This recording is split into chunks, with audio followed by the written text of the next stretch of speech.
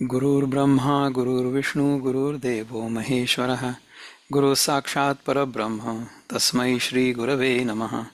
तस्मै श्री गुरवे नमः। नमस्ते। हम लोगों ने पिछली बार 10वें अध्याय का 8वां और 9वां श्लोक देखा था। अभी इस बार हम लोग 10वें श्लोक से आगे सीखना शुरू करेंगे। तो स्मिता दीदी आज आई हैं। स्मिता दीदी आप 10वां श्लोक कहेंगे, फिर हम आगे जाते हैं। तेषां सततयुक्तानां भजतां प्रीतिपूर्वकं ददामि बुद्धियोगं तं येन मामुपयान्ति ते।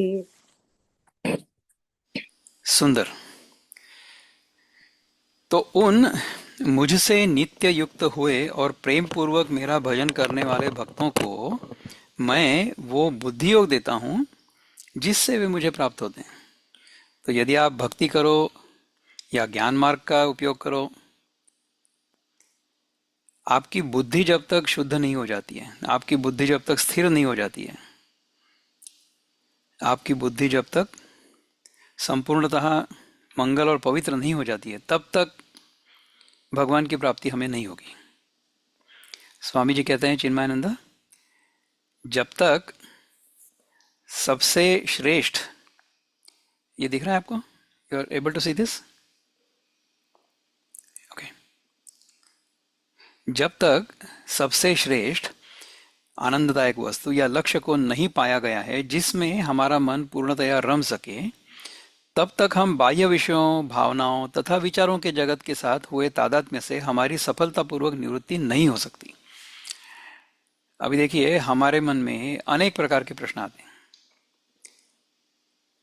हमें जब तक उनका उत्तर नहीं मिलता है तब तक शांति नहीं मिलती है। परम शांति कब मिलेगी? परम शांति तभी मिलेगी जब हमारे मन से प्रश्न हमेशा के लिए चले जाएंगे। ऐसा है कि प्रश्न हमारे मन में जगत के बारे में आते हैं। हमेशा प्रश्न हमारे मन में हमसे अन्य जो कुछ भी होगा उसके बारे में आते हैं।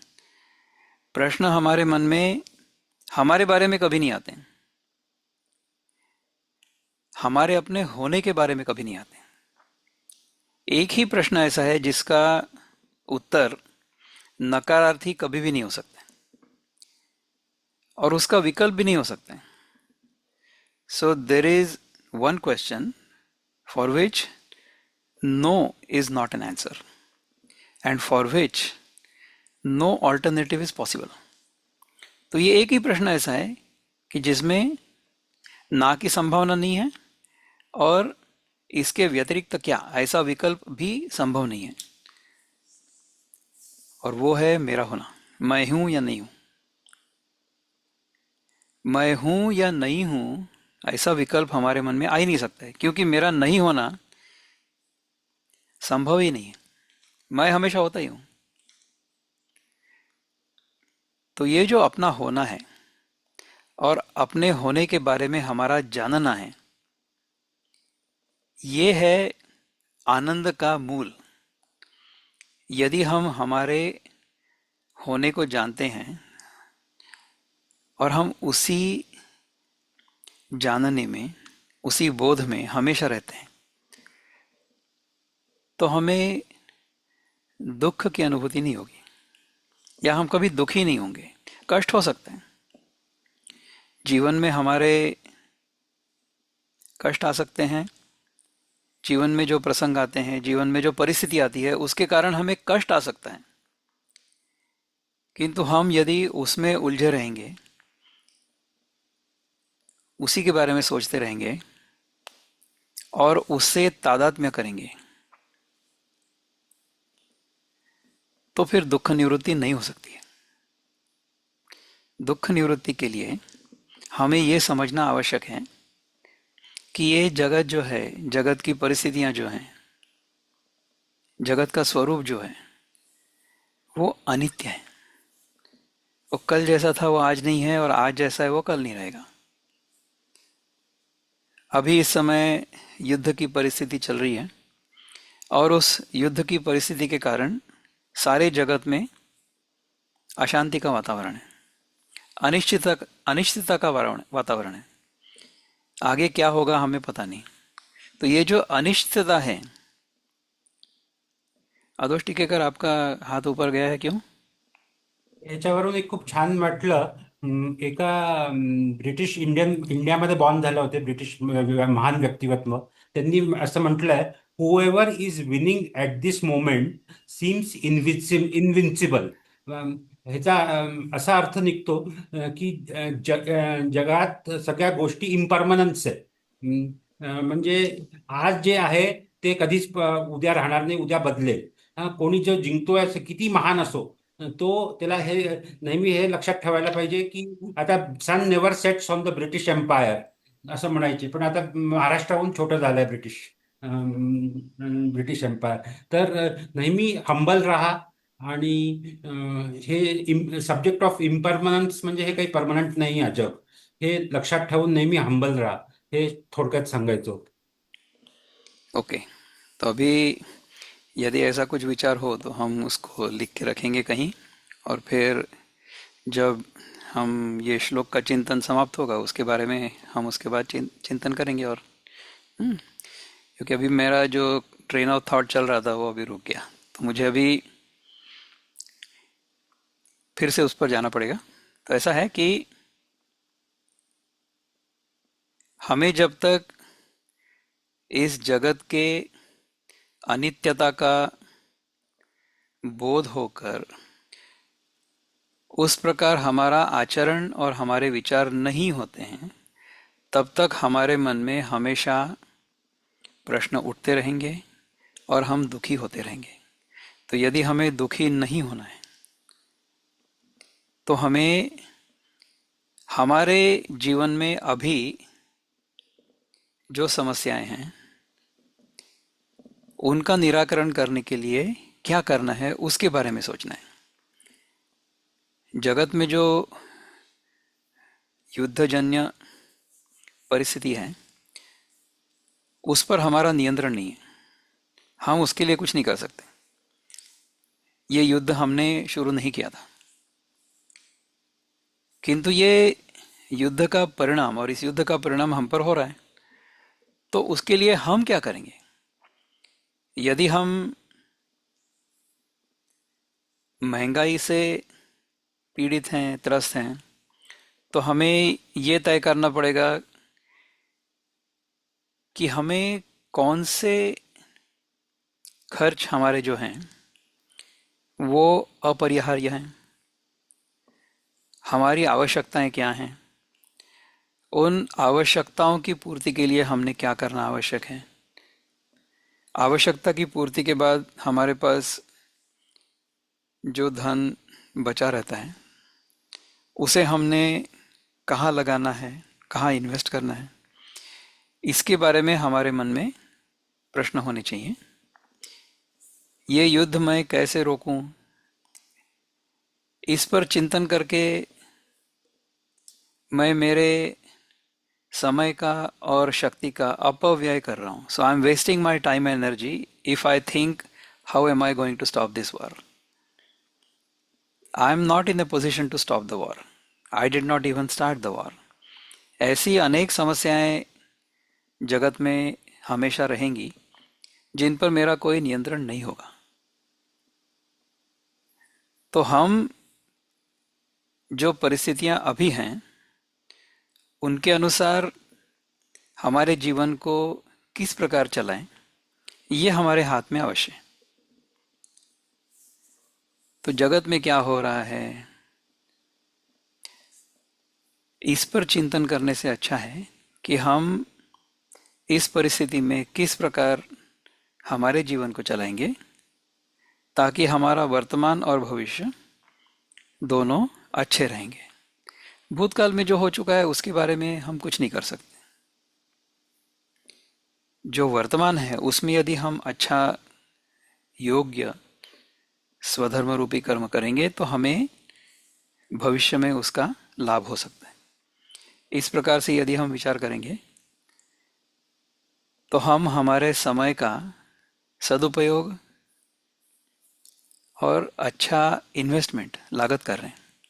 यदि हम इसके व्यतिरिक्त कुछ भी कर रहे हैं या सोच रहे हैं तो हमारी शक्ति का और हमारे समय का हमारा अपव्यय हो रहा है। तो ये हमने ध्यान रखना चाहिए।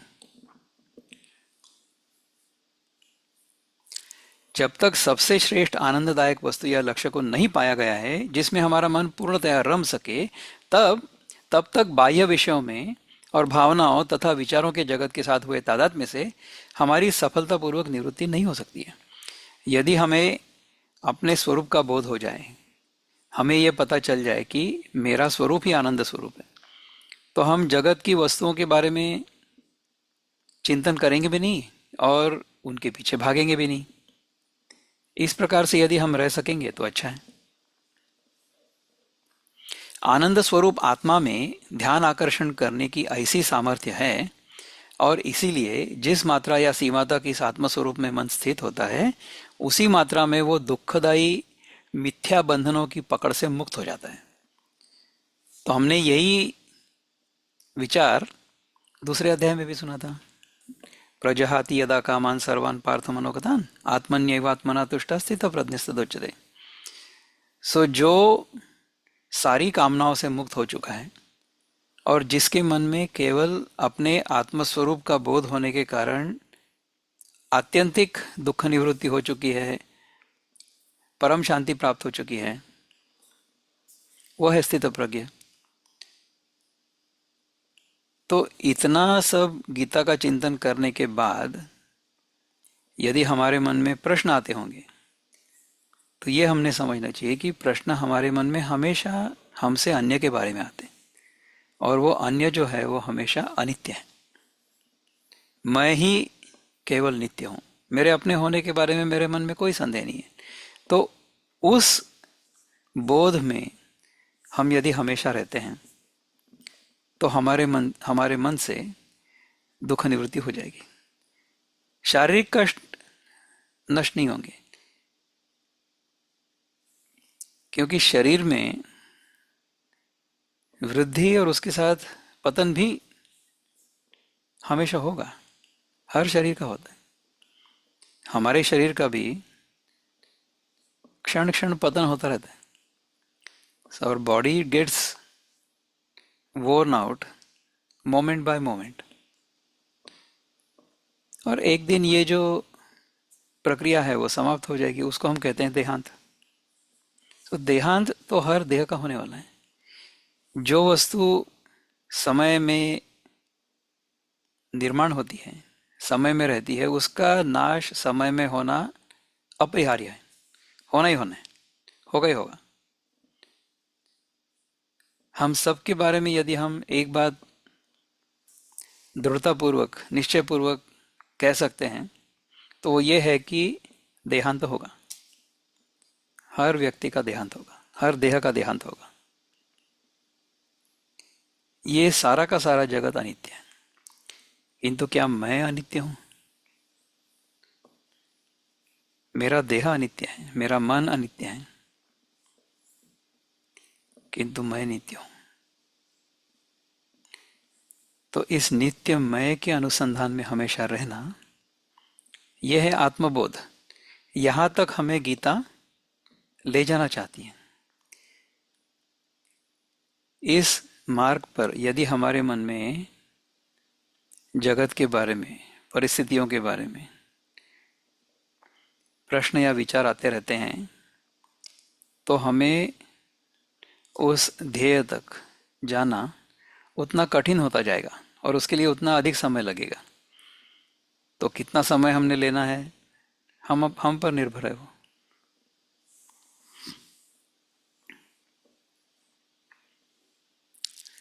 इस वेदांतिक सत्य का भगवान श्री कृष्ण इस वाक्य में वर्णन करते हैं। जो मेरा भक्तिपूर्वक भजन करते हैं, प्रिय के साथ तादात्म्य का अर्थ ही है प्रेम। यदि हमारी भक्ति है, हमारा प्रेम है कृष्ण पर, तो उसके साथ हमारा तादात्म्य हो जाएगा। आत्मा के साथ हुए तादात्म्य के अनुपात में ही जीव भक्त कहलाता है। और जब वो सतत युक्त हो जाता है, हमेशा उसी का चिंतन करता है, तभी वो वास्तविक रूप में हृदय स्थित अपनी अव्यक्त दिव्यता को अभिव्यक्त कर पाता है। हमारे हृदय में स्थित दिव्यता है जो अभी अव्यक्त है। क्यों? क्योंकि हमारा हमारे आत्मा के साथ या परमात्मा के साथ तादात्म्य अनन्य भाव से नहीं है। हमको ऐसा लगता है कि परमात्मा कहीं और है, हम उससे भिन्न हैं, हम उससे परिचिन्न हैं, हम उससे अलग हैं, ऐसा ऐसा हमको लगता है। किंतु ये परमात्मा हमसे अलग, हमसे भिन्न, हमसे दूर नहीं है। हमारा जो आत्म स्वरूप है वही परमात्मा स्वरूप है। इस बोध में यदि हम हमेशा रहेंगे तो अपनी दिव्यता अभिव्यक्त होगी। Our divinity will be manifested. ऐसे भक्त जो निरंतर भक्ति, संतोष और आनंद के वातावरण में सतत आत्मा का चिंतन करते हैं, उन भक्तों को स्वयं भगवान ही वो बुद्धि योग देते हैं। जिनकी परमात्मा पर भक्ति होगी, यदि हमने परमात्मा को हमसे अन्य माना है तो, या परमात्मा हमारे हृदय में स्थित है, हमसे अनन्य है, इस प्रकार की भावना होगी तो हमारे मन में संतोष हमेशा रहेगा और हमारे मन में प्रसन्नता रहेगी। ऐसे भक्तों को भगवान ही वो बुद्धि योग देते हैं जिसके द्वारा वे भगवान को ही प्राप्त होते हैं। बुद्धि योग का पहले भी वर्णन किया जा चुका है। आत्मा के अनंत स्वरूप पर निधिध्यासन से सम्यक ज्ञान प्राप्त करना ही बुद्धि योग है। आत्मा का स्वरूप अनंत है, उस पर निधिध्यासन यानी उसका हमेशा अनुसंधान, उसकी हमेशा याद रहना।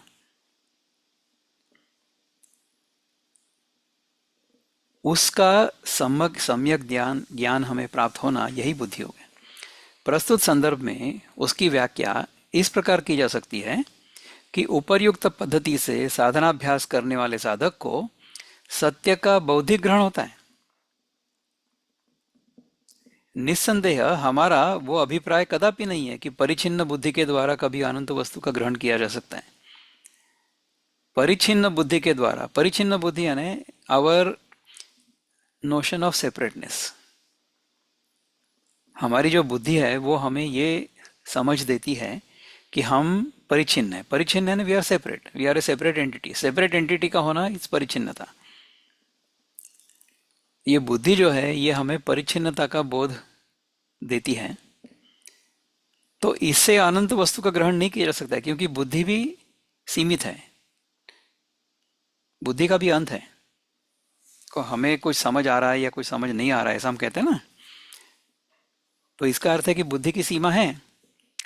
तो ऐसी परिचिन्न बुद्धि के द्वारा कभी अनंत वस्तु का ग्रहण नहीं किया जा सकता है। हम केवल लौकिक जगत के एक सुपरिचित वाक प्रचार का उपयोग ही कर रहे हैं। जब तक बुद्धि से ग्रहण किया गया एक अनुभव किसी अन्य अनुभव से बाधित नहीं होता है, तब तक उस पूर्व अनुभव को प्रामाणिक और संदेह रहित माना जाता है। अब इसका मैं उदाहरण देता हूं। बुद्धिपूर्वक हमें यह समझ आता है कि जो सूर्योदय हो रहा है वो केवल एक भ्रम है। ये बुद्धिपूर्वक हम जो पढ़ते हैं, सिद्धांत समझते हैं, उससे हमें पता चलता है। उससे पहले यदि हमने वो पढ़ा नहीं होगा, किसी ने हमें सिखाया नहीं होगा, तो हमको ये लगता रहेगा कि पृथ्वी जहाँ है वहीं है और सूर्य जो है वो आसमान में ऊपर जा रहा है या नीचे जा रहा है, ऐसा हमें लगेगा, क्योंकि वो प्रत्यक्ष प्रमाण है। हमने अपनी आंखों से देखा है, आपने आंखों से देखा है कि सूर्य ऊपर आ रहा है और फिर दिन भर ऊपर रह रहा है और फिर नीचे जा रहा है। किंतु हम जब पढ़ते हैं विज्ञान में कि पृथ्वी घूम रही है, इसके कारण सूर्य ऊपर और नीचे जा रहा है, ऐसा भ्रम हो रहा है। तो हमारी पहले मान्यता थी कि सूर्य ऊपर चढ़ता है तो वो हिल रहा है, हम वही हैं।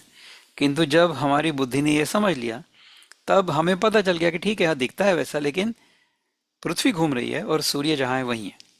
तो इसी प्रकार से आत्मा के बारे में भी हमें बुद्धि ठीक से बोध करा सकती है। आत्मा का अनुभव कदापि बाधित नहीं हो सकता, क्योंकि वो अनुभवकर्ता का ही स्वरूप है। आत्मा का बोध बाधित नहीं हो सकता है, क्योंकि अनुभव करता का स्वरूप है। मैं तो अनुभव कर रहा हूं ना, उसके बारे में मेरे मन में क्या संदेह है? कुछ भी नहीं है। ऐसा दृढ़ ज्ञान केवल उन साधकों को ही प्राप्त होता है जिनमें आत्मानुसंधान करने की परिपक्वता एवं स्थिरता आ जाती है। तो जिसकी बुद्धि स्थिर होगी उसी को ये बोध हो सकता है। इस प्रकार उक्त ध्यानाभ्यास के द्वारा सत्य पर पड़े आवरण और तज्जनित विक्षेपों की सर्वथा निवृत्ति हो जाती है। उक्त ध्यानाभ्यास, उक्त यानी अभी जो बताया पहले, वो ध्यान का अभ्यास, उसके द्वारा सत्य पर पड़े आवरण, कवरिंग, और तज्जनित, उससे उत्पन्न हुए, तत् यानी वो, जनित यानी उत्पन्न हुआ, उससे उत्पन्न हुए विक्षेपों, विक्षेप यानी प्रोजेक्शन, रॉन्ग प्रोजेक्शन। तो ये विक्षेप का उदाहरण क्या है? विक्षेप का जो क्लासिक उदाहरण है वो है सांप पे रस्सी, रस्सी पे सांप, सॉरी, रस्सी पे सांप। तो है तो रस्सी, क्यों, किंतु उसको हमारे मन में वो सांप है ऐसा मान लिया है, इसको कहते हैं विक्षेप। So we have projected it wrongly, we have assumed it to be wrong. तो ऐसे विक्षेपों की सर्वथा निवृत्ति हो जाती है। तब वो साधक समाधि का साक्षात अनुभव करता है, जो बुद्धि योग की परिसमाप्ति और पूर्णता है। इस बुद्धि योग के द्वारा भगवान अपने भक्तों के लिए निश्चित रूप से क्या करते हैं, इसका वर्णन अगले श्लोक में है। तो जिस प्रकार से थी तो रस्सी, किंतु हमने उसको सांप मान लिया, तो हम है तो आत्मा, किंतु हमने अपने आप को देह मान लिया, जीव मान लिया, मन मान लिया, बुद्धि मान लिया, दुखी मान लिया, सुखी मान लिया, ये सब हमने मान लिया है। तो ये है विक्षेप। यदि हमें हमारे आत्मस्वरूप का बोध ठीक से होता है तो फिर ऐसे विक्षेपों से हम बच जाएंगे। तो ये है हमारा ध्येय। तो इस श्लोक के बारे में यदि आपके मन में कुछ विचार हो या कुछ प्रश्न हो तो आप पूछ सकते हो, नहीं तो फिर हम इसके आगे का श्लोक लेते हैं अभी। शेवटचं अवेकनिंग म्हणजे तुम्ही आणि ईश्वर एक आहे का, हे मनुष्याची लास्ट स्टेज असते का? करेक्ट। नेक्स्ट, अभी स्मिता दीदी, स्नेहा दीदी आई है क्या? स्नेहा दीदी नहीं आई है तो स्मिता दीदी बात करेंगे, अभी कहेंगे 11वां श्लोक।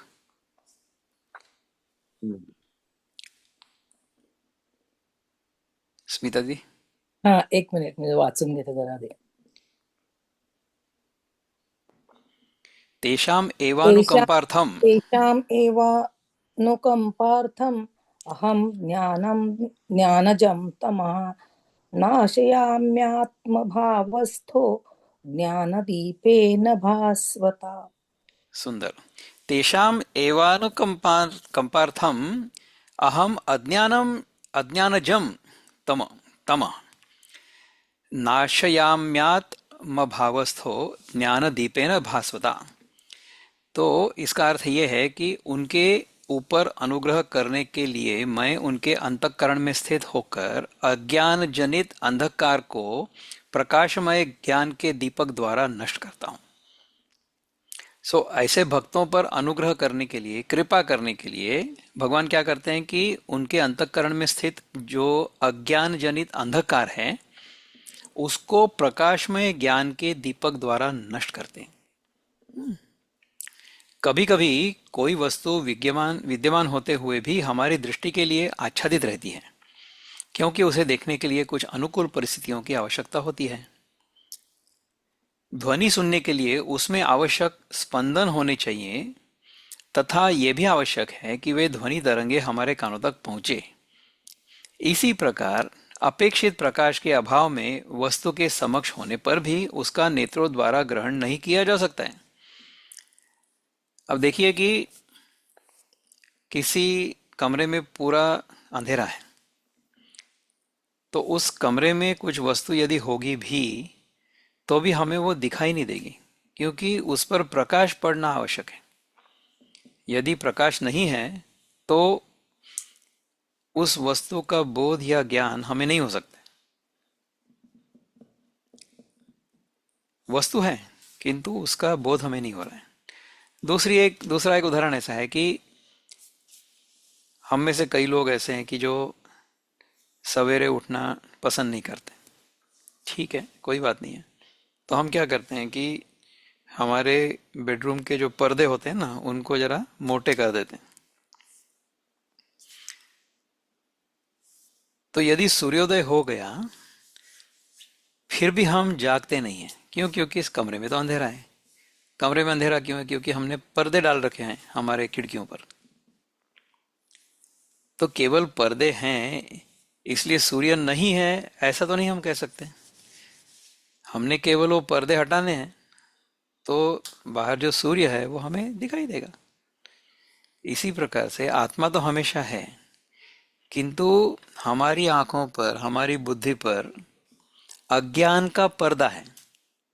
उसके कारण हमें हमारे आत्मस्वरूप का बोध नहीं हो रहा है। ऐसा है। तो इस अज्ञान का आवरण भगवान हटाते हैं। यदि हम अंधकार में मेज पर पड़ी अपनी कुंजी यानी चाबी को टटोल कर खोज रहे हों और उसी समय कोई व्यक्ति स्विच दबाकर कमरे को प्रकाशित कर देता है तो हमें अपनी कुंजी दिखाई पड़ती है। अभी जो मैंने उदाहरण बताया था वही है। हम कह सकते हैं कि उस व्यक्ति के इस दयापूर्ण कार्य ने हमें कुंजी की प्राप्ति कराई, परंतु ये कहना सर्वथा असंगत होगा कि प्रकाश ने उस कुंजी को उत्पन्न किया। प्रकाश ने उस कुंजी को उत्पन्न नहीं किया। कुंजी तो वहां हमेशा थी, प्रकाश ने हमें केवल उसको दिखाया। इस दृष्टांत के द्वारा वेदांत में यह ज्ञान कराया जाता है कि आत्मा तो सदा हमारे हृदय में विद्यमान है ही, किंतु प्रतिकूल परिस्थितियों के कारण यथार्थ अनुभव के लिए उपलब्ध नहीं है। उन प्रतिकूल तत्वों की निवृत्ति होने पर वो आत्मा अपने शुद्ध स्वरूप से अनुभव किया जा सकता है। तो प्रतिकूल परिस्थिति कौन सी है? हमारा अज्ञान है ना। आत्मा को आच्छादित करने वाला यह आवरण है अज्ञान जनित अहंकार। आत्मा को आच्छादित करने वाला वह आवरण है अज्ञान जनित अंधकार। ये स्मरण रहे कि इस अज्ञान अवस्था में भी आत्मा अपने शुद्ध स्वरूप से विद्यमान रहता ही है। आत्मा हमेशा है ही है, परंतु हमारे साक्षात अनुभव के लिए उपलब्ध नहीं होता है। जो साधक बुद्धि योग में दृढ़ स्थिति प्राप्त कर लेते हैं वे आत्मा के अपरोक्ष ज्ञान के पात्र बन जाते हैं। तो बुद्धि योग में यदि हम दृढ़ स्थिति प्राप्त करेंगे तो हमें आत्मा का बोध होने की संभावना है। हम अपने आप को पात्र बनाएंगे, है ना। बुद्धि योग की साधना अवस्था में ध्याता और ध्येय में भेद नहीं होता है। बुद्धि योग की साधना अवस्था में ध्याता और ध्येय में भेद होता है।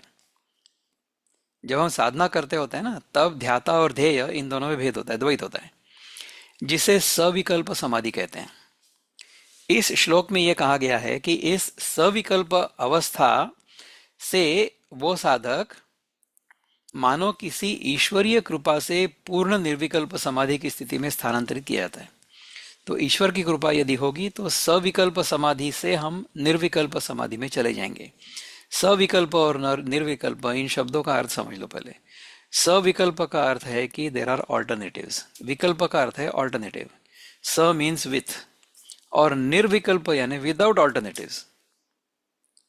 तो सविकल्प समाधि ऐसी है कि मैं ध्याता हूं, मैं ध्यान कर रहा हूं और मैं जिस ध्येय का ध्यान कर रहा हूं वो ध्येय मुझसे भिन्न है। तो यदि मेरी भक्ति होगी भगवान श्री कृष्ण से तो भगवान श्री कृष्ण और मैं हमेशा साथ साथ हैं, किंतु वो मुझसे भिन्न है, ऐसा मुझे हमेशा लगते रहेगा, किंतु मैं उनके साथ हूं हमेशा। यह है सविकल्प समाधि। और निर्विकल्प समाधि क्या है कि उसका जो स्वरूप है और मेरा जो स्वरूप है ये दो भिन्न नहीं है। यह है निर्विकल्प समाधि।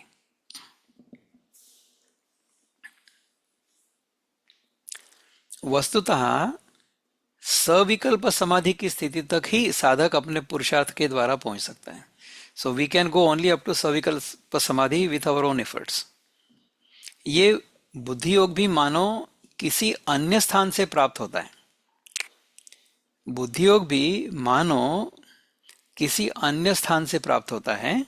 तात्पर्य यह है कि वह कोई सावधानी पूर्वक किए गए किसी प्रयत्न का फल नहीं है, वरन सहज स्वाभाविक आंशिक दैवी प्रेरणा है। देखो ये बुद्धि योग भी जो है ना, हमें ऐसा लगता है कि हमारी बुद्धि के कारण हमें ये सब पता चल रहा है, किंतु हमारी बुद्धि अच्छी होना, हमारी बुद्धि शार्प होना, ये भी ईश्वरी कृपा है। इसको अधिकाधिक यदि हमें शार्प करना होगा, तो जितना हम उसको शार्प करेंगे, सूक्ष्म करेंगे, उतना हमें बोध अधिक स्पष्टता पूर्वक होगा। तो उसकी धार करने के लिए जो उपाय हैं, उसमें एक तो उपाय ये है कि हम जो जगत से वस्तुएं ग्रहण कर रहे हैं उनको कम करें। तो हम कहते हैं कि और जो ग्रहण करें वो भी अच्छी हो, तो इसको कहेंगे आहार शुद्धि। आहार शुद्धि का अर्थ ये नहीं है कि केवल भोजन शुद्ध हो, पवित्र हो, किंतु हमारे मन में जो विचार आ रहे हैं वो भी शुद्ध हो, पवित्र हो। इस प्रकार की आहार शुद्धि यदि हम करते हैं तो हमारा देह और हमारा मन ये दोनों शुद्ध होगा, तभी हमें ये सारा समझ आ सकता है। किंतु इस प्रकार के बुद्धि योग को भी स्वामी जी कह रहे हैं कि ये स्वाभाविक आंशिक दैवी प्रेरणा है। अहंकार और शुद्ध आत्मा के मध्य का सघन कुहासा जब विरल हो जाता है, अहंकार और शुद्ध आत्मा के मध्य का सघन कुहासा, सो देर इज ए कंफ्यूजन और there is a fog between अहंकार एंड शुद्ध आत्मा, वो जब विरल हो जाता है तब इस दैवी प्रेरणा का अनुभव होता है। तो यदि हमारे मन में अहंकार हो, हमारे कुछ होने की हमारे मन में भावना हो, मैं अमुक हूँ, मैं तमुक हूँ, इस प्रकार का अहंकार जब तक हमारे मन में होगा तब तक हमें हमारे आत्मस्वरूप का बोध नहीं होगा। जब यह कोहरा पूर्णतः नष्ट हो जाता है तब पूर्ण आत्मा साक्षात्कार अपने स्वयं प्रकाश स्वरूप में होता है। एक अंधेरे कमरे में मेज पर रेडियम के डायल की एक घड़ी रखी हुई है, जिस पर कागज, पुस्तक आदि पड़े हुए होने से वो दिखाई नहीं देती है। जब कोई व्यक्ति अंधेरे में ही उसे खोजता हुआ उन कागजों को हटा देता है तो वो घड़ी स्वयं ही चमकती हुई दिखाई पड़ती है। उसकी चमक ही उसकी परिचायक होती है। इसी प्रकार से हमारा आत्मा है। सनातन सत्य भी अज्ञान से आवृत हुआ अभाव रूप प्रतीत हो सकता है, किंतु अज्ञान की निवृत्ति होने पर वो स्वयं अपने प्रकाश से ही प्रकाशित होता है और उसे जानने के लिए अन्य किसी प्रमाण की आवश्यकता नहीं रहती है। जब अज्ञान का अंधकार प्रकाशमय ज्ञान के दीपक से नष्ट हो जाता है तब आत्मा अपने एकमेव अद्वितीय सर्वव्यापी और परिपूर्ण स्वरूप में स्वतः प्रकट होता है। अपने भक्तों के हृदय में स्थित स्वयं भगवान इस आत्मा के प्रकटीकरण की क्रिया को उनके ऊपर अनुग्रह करने के भाव से उत्पन्न करते हैं, अनुग्रह करने के भाव से संपन्न करते हैं। किंतु वास्तविकता यह है कि ये अनुग्रह स्वयं के ऊपर ही है। जब मैं चलते चलते थक जाता हूं तब मैं किसी स्थान पर बैठ जाता हूं, केवल अपने ही प्रति अनुकंपा के कारण। देखो, यदि हम चल रहे होंगे तो चलते चलते हम थक जाते, तो उससे निवृत्ति पाने के लिए हम एक जगह पे बैठ जाएंगे। तो हमने अपने आप पर अनुकंपा यानी दया की है। अनुकंपा is mercy. So we have really been kind to ourselves. ऐसा हमने किया। इस अनुकंपा के लिए उचित मूल्य चुकाए बिना साधक को सीधे ही इसकी प्राप्ति नहीं हो सकती। दिन के समय मेरे कमरे की खिड़कियां खोल देने पर क्या हुआ?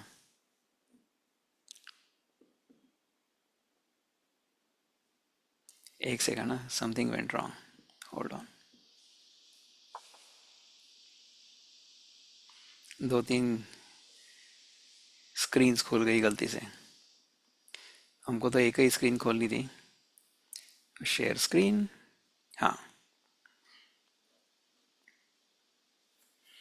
इस अनुकंपा के लिए उचित मूल्य चुकाए बिना साधक को सीधे ही इसकी प्राप्ति नहीं हो सकती।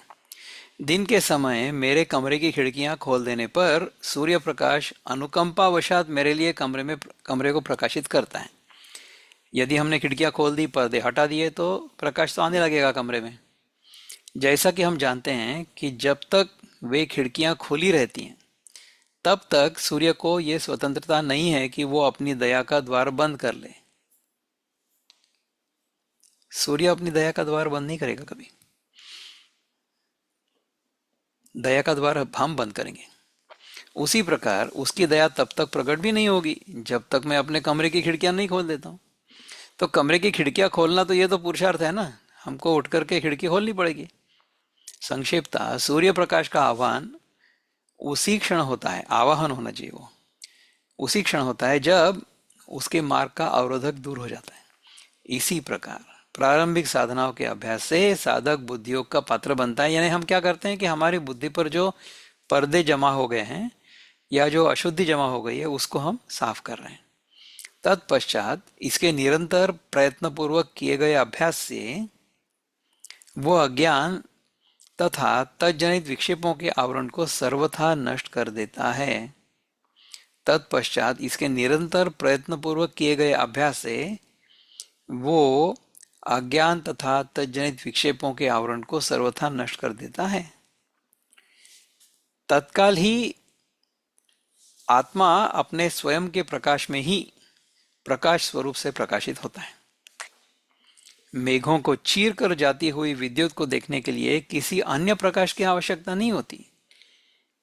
जीवन के सर्वोच्च व्यवसाय अथवा लक्ष्य चित्त शुद्धि और आत्म साक्षात्कार की प्राप्ति के लिए दिए गए उपदेश का खंड यहाँ पर समाप्त हो जाता है। तथापि अर्जुन को इससे संतोष नहीं होता और इसीलिए वो अपनी शंका को व्यक्त करते हुए भगवान से सहायता के लिए अनुरोध करते हैं, जिससे कि साक्षात अनुभव के द्वारा वो स्वयं सत्य की पुष्टि कर सके। भगवान के मुख से उनकी विभूति और योग के विषय में श्रवण कर अर्जुन अपनी जिज्ञासा प्रकट करता है। तो ये अगले श्लोक में बताएंगे अभी व्यासदेव जी महाराज। तो इस श्लोक के बारे में यदि कुछ प्रश्न पूछने हो तो आप पूछ सकते हो। तो बुद्धि योग के बारे में अब तक बता रहे थे, अब इसके आगे देखो क्या कहते हैं भगवान। स्नेहा दीदी आई है क्या? यदि नहीं आई होगी तो स्मिता हाँ। दीदी आप श्लोक कहेंगे। स्नेहा आ गई, वेरी गुड, वंडरफुल। श्लोक number 12, go for it. Arjun उवाच। अर्जुन उवाच परं ब्रह्म परं धाम पवित्रं परमं भवान् पुरुषं शाश्वतं दिव्यम् आदिदेवमजौ विभुम्। वंडरफुल, थैंक यू स्नेहा दीदी।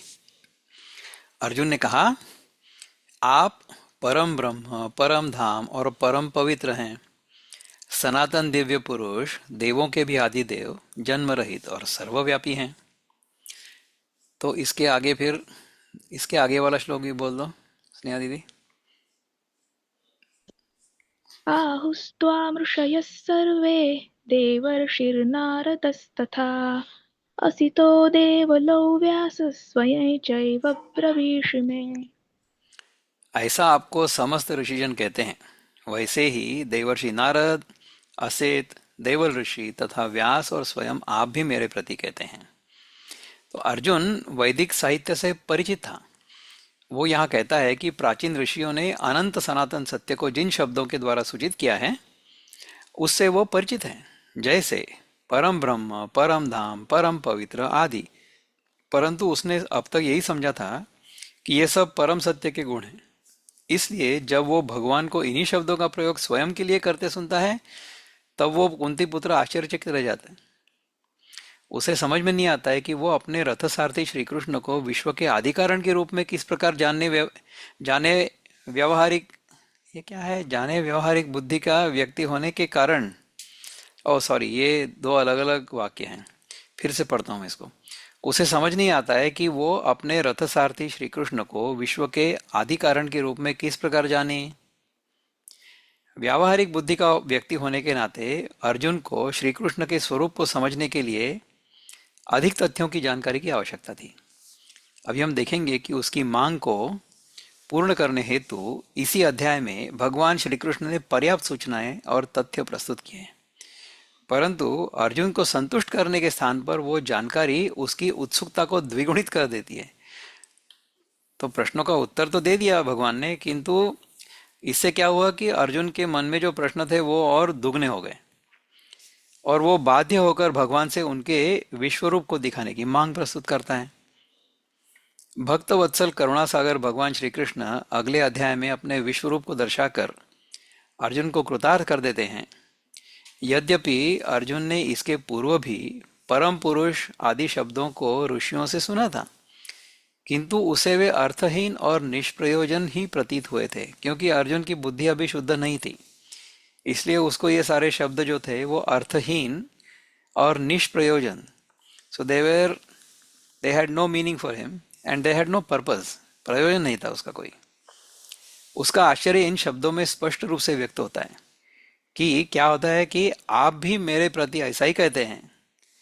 यहाँ उनके कुछ आश्चर्यचकित एवं भ्रमित होने का अवसर इसलिए था कि वो समझ नहीं पाया कि उसके समकालीन श्री कृष्ण जो उसके समक्ष खड़े थे, जिन्हें वो कई वर्षों से जानता था और जो उसके संबंधी भी थे, किस प्रकार अनंत, परम, जन्म रहित और सर्वव्यापी हो सकते हैं। अर्जुन भगवान श्री कृष्ण को अपने चर्म चक्षुओं से देखता है, और इसलिए उसे उनका केवल शरीर ही दिखाई देता है। संपूर्ण गीता में श्री कृष्ण स्वयं को आत्मस्वरूप में ही प्रकट करते हैं, और न कि समाज के एक सदस्य के रूप में। गीता के उपदेष्टा श्री कृष्ण, उपदेष्टा यानी जो उपदेश दे रहा है वो परमात्मा है। वसुदेव के पुत्र या गोपियों के प्रियतम नहीं है, वो परमात्मा है। जो गीता में जो श्री कृष्ण है वो परमात्मा है। वो वसुदेव का पुत्र या फिर गोपियों का प्रियतम वो नहीं है श्री कृष्ण। श्री कृष्ण को सदैव मित्र या प्रेमी अथवा एक विश्वसनीय बुद्धिमान कूटनीतिज्ञ के रूप में देखते रहने से अर्जुन आत्मस्वरूप श्री कृष्ण को पहचान नहीं पाया। यही उसके आश्चर्य और भ्रम का कारण था। तो इसलिए अगला श्लोक अर्जुन में स्थित एक जिज्ञासु साधक के भाव को स्पष्ट करता है। Sneha didi, if you are ready, will do the shloka number 14।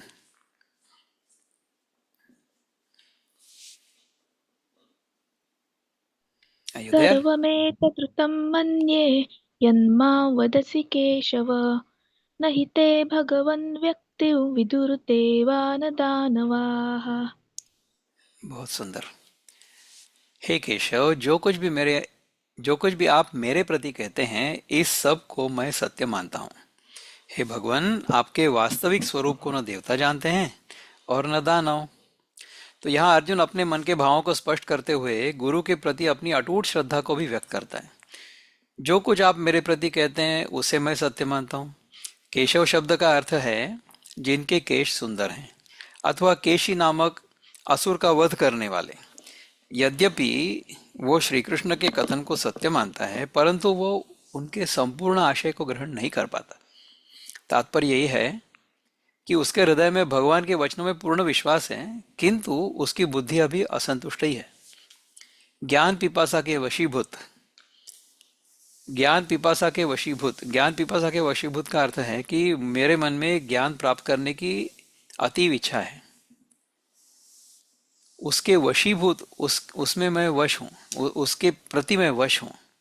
So I am really wanting to know, I am driven by it. Arjun का असंतुष्ट व्यक्तित्व मानो कराहता है। कराहता है, इसका अंदर है कि he is morning and groaning. ये ज्ञान पिपासा दूसरी पंक्ति में प्रतिध्वनित होती है। ये जो श्लोक है ना, इसकी दूसरी पंक्ति में ये ज्ञान पिपासा जो है, he is extreme desire to learn और टू नो, प्रतिध्वनित यानी it is echoed in the second line of the shloka, जहां वो कहता है कि आपके व्यक्तित्व को न देवता जानते हैं और न दानव। दानव दनु के पुत्र थे, जो प्रायः स्वर्ग पर आक्रमण करते रहते थे, यज्ञ यागादि में बाधा पहुंचाते थे और आसुरी जीवन जीते थे। इसके विपरीत पुराणों के वर्णनानुसार देवतागण स्वर्ग के निवासी हैं, जो मर्त्य मानवों की अपेक्षा शारीरिक, मानसिक और बौद्धिक क्षमताओं में अधिक शक्तिशाली होते हैं। वैयक्तिक दृष्टि से देव और दानव हमारे मन की क्रमशः शुभ और अशुभ प्रवृत्तियों के प्रतीक हैं। यदि हम हमारे अपने बारे में सोचेंगे तो देव और दानव हमारे मन की ही प्रवृत्तियां हैं। यदि शुभ प्रवृत्ति होगी हमारे मन में तो हम देव हैं, यदि अशुभ होगी प्रवृत्ति तो हम ही दानव हैं। जब अर्जुन कहता है कि आत्मा के स्वरूप का निर्धारण न तो सूक्ष्म और शुभ के दर्शन के समान हो सकता है और न ही दानवी प्रवृत्ति के समान, तब उसकी निराशा स्पष्ट झलकती है। न तो हमारी दैवी प्रवृत्तियां सत्य का आलिंगन कर सकती हैं और न ही दानवी गुण उसको युद्ध के लिए आह्वान करके शत्रु रूप में हमारे सामने ला सकता है। जगत में हम वस्तुओं या व्यक्तियों को केवल दो रूप में मिलते हैं, प्रिय और अप्रिय, अथवा मित्र और शत्रु उनके रूप में। आत्मा के व्यक्तित्व की पहचान इन दोनों ही प्रकारों से नहीं हो सकती है, क्योंकि वो योग और विभूति की अभिव्यक्तियों में दृष्टा है। आत्मा के व्यक्तित्व की पहचान इन दोनों ही प्रकारों से नहीं हो सकती है। कौन है ये दोनों प्रकार? मित्र अथवा शत्रु, प्रिय अथवा अप्रिय, क्योंकि वो योग और विभूति की अभिव्यक्तियों में दृष्टा है। आत्मा जो है वो योग और विभूति की अभिव्यक्तियों में दृष्टा है। यदि सत्य को कोई नहीं जान सकता है तो फिर अर्जुन भगवान श्री कृष्ण से उसका वर्णन करने का अनुरोध क्यों करता है? उनमें ऐसा कौन सा विशेष गुण है जिसके कारण वे उस वस्तु का वर्णन करने में समर्थ हैं, जिसे अन्य कोई जान भी नहीं पाता है? ऐसा कैसा वर्णन करेंगे उसका? तो अभी इसके आगे का श्लोक देखते हैं कि क्या कहते हैं भगवान। ये भी अर्जुन ही पूछ रहा है अभी। स्नेहा दीदी, स्वयमेवात्मनात्मानौ वेत्थत्वं पुरुषोत्तम भूतभावन भूतेश देवदेव जगत्पते। अति सुंदर। हे पुरुषोत्तम, हे भूत भावन, हे भूतेश, हे देवों के देव, हे जगत के स्वामी, आप स्वयं ही अपने आप को जानते हैं। ये श्लोक दर्शाता है कि किस प्रकार श्री कृष्ण उस परम सत्य का वर्णन करने में सक्षम है जिसे न स्वर्ग के देवता जान सकते हैं और न दानवगण।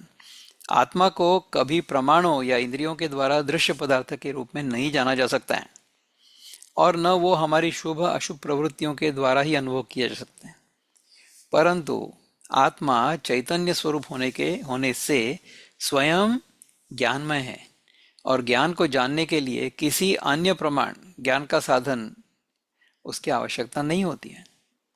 इसलिए अर्जुन यहाँ कहता है कि आप स्वयं अपने से अपने आप को जानते हैं। सांख्य दर्शन के अनुसार प्रतिदेह में स्थित चैतन्य पुरुष कहलाता है। यहाँ श्री कृष्ण को पुरुषोत्तम नाम से संबोधित किया गया है, जिसका अर्थ है कि वो एकमेव अद्वितीय तत्व जो भूतमात्र की आत्मा है, सभी में कृष्ण रहता है। पुरुषोत्तम शब्द का लौकिक अर्थ है पुरुषों में उत्तम, तथा अध्यात्म शास्त्र के अनुसार अर्थ है परमात्मा। अब अर्जुन भगवान श्री कृष्ण के शुद्ध ब्रह्म के रूप में स्वीकार करके उनका गौरवगान करते हुए उन्हें इन नामों से संबोधित करता है कि हे भूत भावन, भूतवान यानी भूतों की उत्पत्ति करने वाला, हे भूतेश यानी भूतों का ईश, हे देवों के देव, हे जगत के शासक स्वामी। किसी भी वस्तु का सार तत्व उस वस्तु के गुणों का शासक होता है और धारक होता है। स्वर्ण के आभूषणों के आकार, आभा आदि गुणों का शासक कौन होता है? स्वर्ण होता है। परंतु चैतन्य के नियमन एवं शासन की शक्ति अन्य की अपेक्षा अधिक है, क्योंकि उसके बिना हम न कुछ जान सकते हैं और न कुछ कर्म कर सकते हैं। वस्तुओं और घटनाओं का भान या ज्ञान तभी संभव होता है जब इनके द्वारा अंतःकरण में उत्पन्न वृत्तियां इस शुद्ध चैतन्य आत्मा से प्रकाशित होती हैं। अपने आश्चर्य, आदर और भक्ति को व्यक्त करने वाले इस कथन के बाद अब अर्जुन सीधे ही भगवान के समक्ष अपनी बौद्धिक जिज्ञासा को प्रकट करते हैं। तो ये सारी अर्जुन की कहानी चल रही है यहाँ पे। अगले श्लोक में देखो अर्जुन क्या कहता है, पूछता है अभी। स्नेहा दीदी। वक्तुमर्हस्य शेषेण दिव्या ह्यात्मविभूतयः याभिर्विभूतिभिर्लोका निमास्त्वं व्याप्य तिष्ठसि।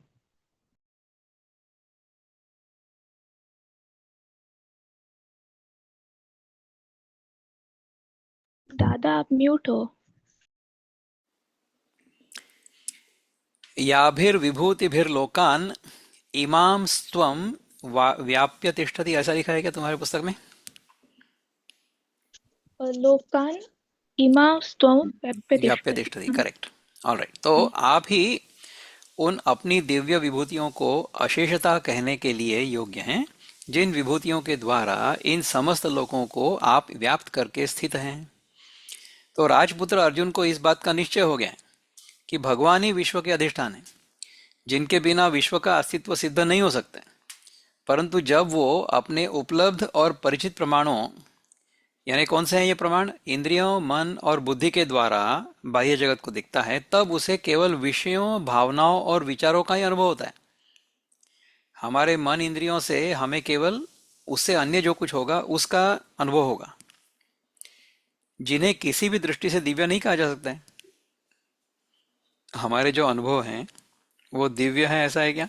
हमारे मन में तो हमेशा प्रश्न उठते रहते हैं, तो ये दिव्य थोड़ा ही है, क्योंकि उन प्रश्नों के कारण तो हमारा मन दुखी होते रहता है हमेशा। वो कहाँ दिव्य है? हम्म?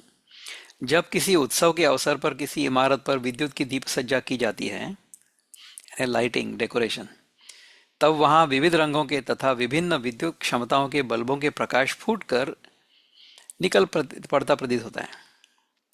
तो वहां से विभिन्न रंगों का प्रकाश बाहर निकल रहा है, सबने को लगता है। परंतु जब हमें बताया जाता है कि एक ही विद्युत इन सब में व्यक्त होकर इन्हें धारण कर रही है, one electricity is making all of this possible, तो कोई अनपढ़ अज्ञानी पुरुष स्वाभाविक ही प्रत्येक बल्ब में व्यक्त हुई विद्युत को देखने की इच्छा प्रकट करेगा।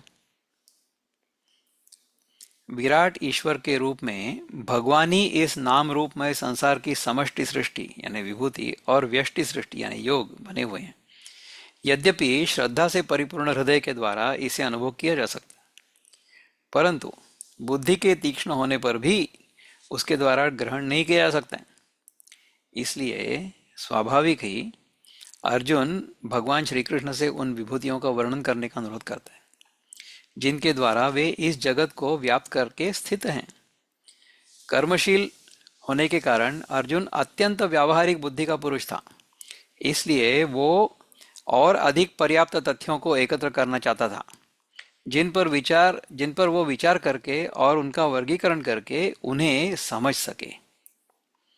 क्या अर्जुन की ये केवल बौद्धिक जिज्ञासा ही है जिसके कारण वो ऐसा प्रश्न करता है? वो स्वयं स्पष्ट करते हुए क्या कहता है, स्नेहा देवी? कथौ विद्यामहैर्योगिस्त्वां सदा परिचिन्तयन् केषु केषु च भावेषु चिन्त्योऽसि भगवन्मया। सुंदर। हे योगेश्वर, मैं किस प्रकार निरंतर चिंतन करता हुआ आपको जानूं, और हे भगवान, आप किन किन भावों में मेरे द्वारा चिंतन करने योग्य हैं? किस प्रकार मैं आपका चिंतन या ध्यान करूं जिससे कि मैं आपको साक्षात जान सकूं? साधक का लक्ष्य है एकत्व भाव से आत्मा को साक्षात जानना। अब तक के अध्यायों में कहीं भी गीता ने ध्यानाभ्यास के लिए किसी नदी के तट पर या एकांत गुफा में जाकर संन्यास का जीवन व्यतीत करने का समर्थन नहीं किया है। हमको यदि अपने बारे में समझना होगा तो हमें हिमालय में जाने की कोई आवश्यकता नहीं है। श्री कृष्ण का मनुष्य को आह्वान कर्तव्य कर्म करने के लिए है और अपने इसे व्यावहारिक जीवन में ईश्वरानुभूति में जीने के लिए है। तो अपना कर्तव्य कर्म करते रहो, उसमें भगवान का हमेशा ध्यान रखो। हमें ये नहीं भूलना चाहिए कि गीता शास्त्र का उद्घोष महाभारत के समरांगण में उस क्षण हुआ था जब तत्कालीन समस्त राष्ट्र अपने समय की सबसे बड़ी ऐतिहासिक क्रांति बेला का सामना करने के लिए उद्युक्त थे। ये क्रांति बेला लौकिक और आध्यात्मिक दोनों ही मूल्यों की निर्णायक थी। अर्जुन कर्तव्य पालन के गीता धर्म में पूर्णतः परिवर्तित हो गया था। अर्जुन कर्तव्य पालन के गीता धर्म में पूर्णतया परिवर्तित हो गया था, उसका ये परिवर्तन श्री कृष्ण को संबोधित किए योगिन शब्द से विशेष रूप से दर्शाया गया है। श्री कृष्ण ऐसे सर्वश्रेष्ठ कर्मयोगी थे जिन्होंने विभिन्न विविध घटनाओं से परिपूर्ण जीवन में अत्यंत व्यस्त रहते हुए भी कभी अपने शुद्ध दिव्य स्वरूप का विस्मरण नहीं होने दिया। वो तो सब कर्म करते रहे। आप किन किन भावों में मेरे द्वारा चिंतन करने योग्य हैं? व्यावहारिक जीवन जीते हुए और उनकी चुनौतियों का सामना करते हुए यदि सर्वत्र व्याप्त आत्मा का अखंड स्मरण बनाए रखना हो तो साधक को निश्चित रूप से यह जानना आवश्यक होगा कि वो उस तत्व को प्रत्येक वस्तुओं के समूह और मनुष्य के समाज में कहाँ और कैसे देखें। अर्जुन अपनी इच्छा को और अधिक स्पष्ट करते हुए कहता है कि यदि भगवान का उत्तर विस्तृत भी हो तब भी उन्हें सुनने और समझने में वो थकान अनुभव नहीं करेगा। तो भगवान मुझे ये सब डिटेल में बताओ, मैं सुनने वाला हूँ। तो और एक बार पूछता है अर्जुन, और एक श्लोक लेते हैं अभी। स्नेहा दी। विस्तरेणात्मनो योगौ विभूति च जनार्दन भूयः कथय तृप्तिः शृण्वतो नास्ति मे मृतम्। सुंदर। तो हे जनार्दन, अपनी योग शक्ति और विभूति को पुनः विस्तार पूर्वक कहिए, क्योंकि आपके अमृतमय वचनों को सुनते हुए मुझे तृप्ति नहीं होती। तो स्वामी जी कहते हैं कि दर्शन शास्त्र के तथा अन्य किसी विषय के विद्यार्थी में भी सर्वप्रथम प्रखर जिज्ञासा का होना अत्यावश्यक है। विषय को जानने और समझने की इस जिज्ञासा के बिना कोई भी ज्ञान दृढ़ नहीं होता है और न विद्यार्थी के लिए वो लाभदायक ही हो सकता है। आत्मविकास के आध्यात्मिक ज्ञान में ये बात विशेष रूप से लागू होती है, क्योंकि अन्य ज्ञानों के समान न केवल इसे ग्रहण और धारण ही करना है, वरन आत्मज्ञान होने पर उसे अपने जीवन में दृढ़ता से भी जीना होता है। हमें केवल ये जानना नहीं है पर जीना भी है ऐसा। इसलिए श्रवण की इच्छा को एक श्रेष्ठ और आदर्श गुण माना गया है जो वेदांत के उत्तम अधिकारी के लिए अनिवार्य है। इस गुण के होने से ज्ञान मार्ग में प्रगति तीव्र गति से होती है। पांडुपुत्र अर्जुन इस श्रेष्ठ गुण से संपन्न था, जो कि उसके इस कथन से स्पष्ट होता है कि आपके अमृतमय वचनों को सुनकर मेरी तृप्ति नहीं होती है। इसमें कोई संदेह नहीं है कि वेदांत का शुद्धिकारी प्रभाव रुचिपूर्वक श्रवण करने वाले सभी बुद्धिमान विद्यार्थियों पर पड़ता है। इट्स विदाउट डाउट कि वेदांत का शुद्धिकारी प्रभाव रुचिपूर्वक श्रवण करने वाले, so if you listen to it with interest, सभी बुद्धिमान विद्यार्थियों पर पड़ता है। एक सच्चे ज्ञानी गुरु के मुख से आत्मतत्व का उपदेश सुनकर प्रारंभ में शिष्य को होने वाला आनंद क्षणिक उल्लास ही देता है, जो स्थिर नहीं रह पाता। जब वो शिष्य प्रवचन के बाद अकेला रह जाता है तब उसका मन पुनः अनेक कारणों से अशांत हो सकता है। तो दादा, हम जब गीता का चिंतन करते हैं आपके साथ तो हमें बहुत अच्छा लगता है, लेकिन ये गीता चिंतन समाप्त हो जाता है, फिर हम घर चले जाते हैं, हमारा जीवन फिर एक बार शुरू हो जाता है, फिर उसके बाद सारी अशांति फिर से धूम धड़ाका शुरू। ऐसा क्यों होता है? और फिर भी कितना ही क्षणिक आनंद क्यों न हो, उसमें अर्जुन के समान नवदीक्षित विद्यार्थियों, नवदीक्षित यानी अभी अभी शुरू किया है, नई नई दीक्षा ली है, ऐसा विद्यार्थियों को आकर्षित करने का सामर्थ्य होती है, जिसके कारण उनकी उस विषय के प्रति रुचि एक व्यसन के समान बढ़ती ही जाती है। तो यदि हम नया नया कुछ सीखेंगे तो फिर हमारे मन में यह जिज्ञासा उत्पन्न होती है कि इसके बारे में और समझे और जाने। वेदांत प्रवचनों के श्रवणार्थ इस अधिकाधिक अभिरुचि को यहाँ स्पष्ट दर्शाया गया है। यद्यपि ये साधना है, साध्य नहीं है, तथापि निस्संदेह ये एक शुभ प्रारंभ है। जिन लोगों को तत्वज्ञान के बौद्धिक अध्ययन से ही संतोष का अनुभव होता है, वे भी निश्चय ही उन सहस्रों लोगों से श्रेष्ठतर हैं जो दिव्य आत्मस्वरूप को दर्शाने वाले एक भी आध्यात्मिक प्रयोजन को नहीं सुन सकते या सह नहीं सकते। एक अथक धर्म प्रचारक के रूप में भगवान श्री कृष्ण अत्यंत धैर्य के साथ अर्जुन से कहते हैं, ऐसा है कि हमारा सौभाग्य है कि हमें इस विषय में रुचि है, इस विषय में रस है। कई लोग ऐसे होते हैं, बहुतांश लोग ऐसे ही होते हैं कि जिन्हें इस विषय में कोई रस नहीं होता है, तो उनको तो ये सुनने की भी इच्छा नहीं होती है। वेदांत में ऐसा है कि हम पहले सुनते हैं सत्य क्या है, किससे? जिससे उस सत्य का अनुभव हो, उससे। फिर भी हमारे मन में शंकाएं रहती हैं, तो इसलिए हम शंकाओं का समाधान करते हैं, उसको कहते हैं मनन। जब शंकाएं हमारे मन से पूर्णतः चली जाती हैं, तो फिर हम हमारे उस बोध में हमेशा स्थित रहते हैं, स्थिर रहते हैं, उसको कहते हैं निधिध्यासन। So first you learn the truth, then you clarify any doubts. Once you have clarified the doubts, then you stay in that conviction, उसको कहते हैं निधिध्यासन। तो श्रवण, मनन और निधिध्यासन, ये है अद्वैत वेदांत की प्रक्रिया। अर्जुन इस प्रकार के वेदांत की शिक्षा लेने के लिए अभी सक्षम भी है और अति आतुर भी है। So he is extremely willing and he is capable of understanding these things. तो इसके बारे में अभी भगवान बताने वाले हैं, तो उसको हम अगली बार से शुरू करते हैं। ओम पूर्णमद पूर्णमिदं पूर्णात् पूर्णमुदच्यते पूर्णस्य पूर्णमादाय पूर्णमेवावशिष्यते। ओम शांति शांति शांति। हरि ओम श्री गुरुभ्यो नमः। हरि ओम। नमस्ते।